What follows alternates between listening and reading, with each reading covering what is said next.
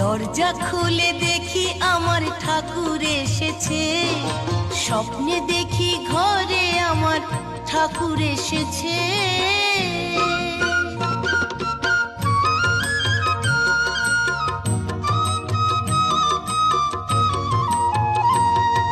ঠাকুর বলল, কর্মময় ভক্ত হতে হবে।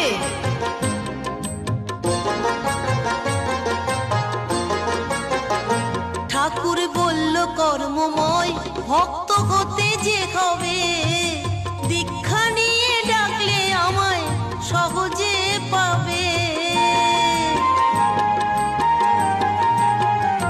ঠাকুর বলল, কর্মময় ভক্ত হতে যে হবে, দীক্ষা নিয়ে ডাকলে আমায় সহজে পাবে। আমার